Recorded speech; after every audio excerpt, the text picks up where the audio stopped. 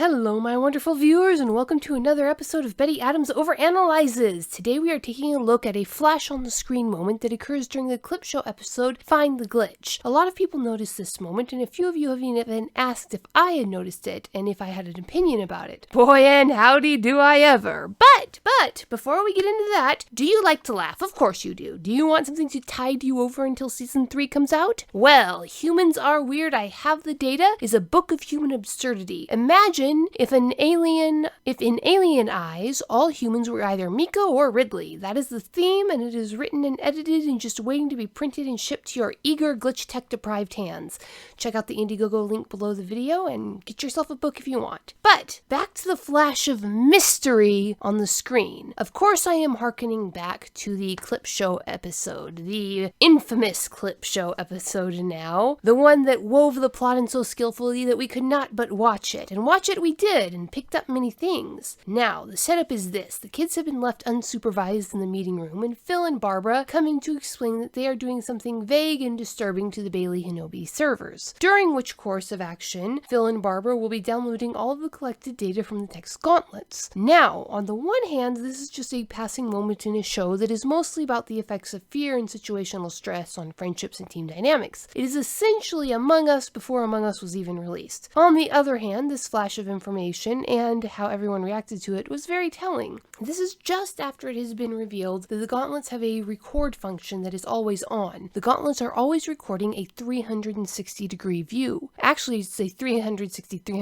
because it's a full sphere, not just a circle. Very notably, none of the text seems to know this. Now, Me-K.O missing something that huge is no surprise, and given what happened on the first day they were supposed to be learning about their gauntlets, it isn't surprising that Five didn't know then. However, Five is a bookworm who likes to read technical manuals, as we saw in Ping. Five should have found out that the Gauntlets have this record function on his own if it was common knowledge. Most tellingly by far, however, is the fact that Zara and Hanish also seem surprised. That is exactly the kind of information that support specialists would have remembered, and that a tech rogue who is a gauntlet master like Zara should have found out even if not explicitly told. Zara can hack her gauntlet well enough to counter the effects of other rogue viruses, and almost well enough to hack another team's gauntlets from the back of a moving van. So the fact that Zara, of all people, doesn't know that the gauntlets have this record function means that this information isn't just not being presented, it's being actively hidden from the employees, and being hidden well at that. Why is it being hidden? Well, I am pretty darn sure that in every country it is illegal to film any employee without their knowledge and consent, especially when they are off duty at home, as the gauntlets do, as we see from the glimpse of Five in his underwear gaming on his couch. So this is a pretty glaring violation of local, national, and international law in the real world. And as Hinobi is set 5 minutes in the future, in the show it seems to be another drop in the bucket of the evil corporate shenaniganery going on behind the scenes in Hinobi. And to top all that off, everyone in here except for Mitch is a minor, and Mitch for most of his employment would have been a minor, and the rules about filming minors are far stricter than the rules about filming adults. That aside, I have what is either a nitpicky issue with the scene or a technical note on the gauntlet tech itself. The numbers that are shown for the gauntlet level data are way too low. I have been taking photos and videos for many years for my job, and I have a good idea of how much a certain amount of time takes up in data. Now, in just the past 2 years, I have amassed nearly 500 gigs of data, and that's with careful culling of useless pictures and only taking images and videos for a tiny portion of the day to record location data with a standard camera. If those gauntlets are consistently recording high-resolution 360-degree video on top of the data for every glitch, even newbies like Five and Me-K.O should have multiple terabytes of data saved up already. The fact that almost all of the readings are in gigs, small enough to be reasonable for the time frame of a smartphone in this doing the same duty, suggests that either the gauntlets have some amazing file zipping capabilities and the ability to use far less data to record the same quality of images, or someone just didn't think this through. For plot purposes and from what we've seen with the rest of the writing, I think we'll assume that it's the former. And just like Phil had that large file zipped shut in bit, the gauntlets can zip up larger files.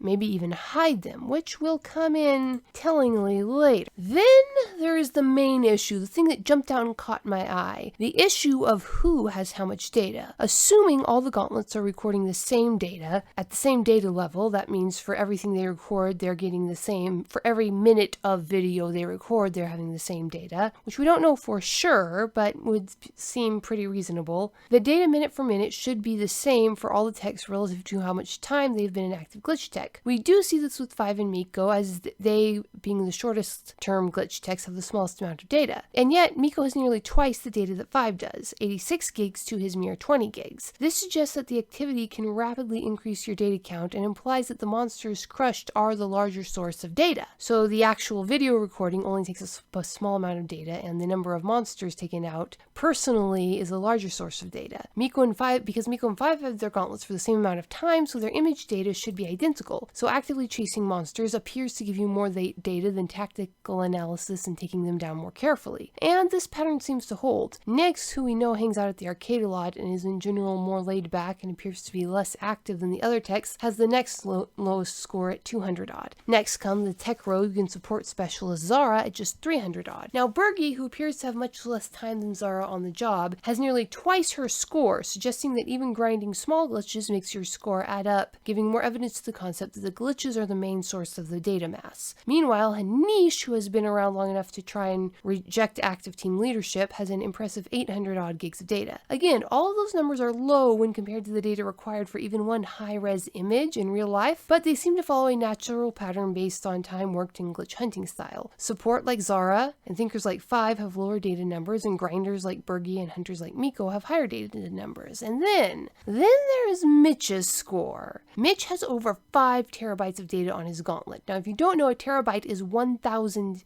gigabytes. So he has well over 100 times more data than Me-K.O or 5's. Not 100% more, that'd be just double, but 100 times more data. Of course, a more accurate comparison would be between Mitch and Hanish, Hanish being at most 2 years younger than Mitch and has a similar combat style, but even with the highest non-Mitch data count of the bunch, Mitch still has 6 times more data than Hanish does. Now, here comes the fun part. As odd as this discrepancy is, the show has provided 3 fully developed explanations for this discrepancy. One of these explanations might be the entire cause, 2 might contribute together, but in all likelihood, all 3 are in play at some level. But 2 of them are definitely 100% happening, and the third is an actual conspiracy theory. And I really want to get into those. But this video is already getting pretty long because there was so much more interesting setup to analyze than I realized, and I really want to go wild on the third possible source of all this data that ties into the question,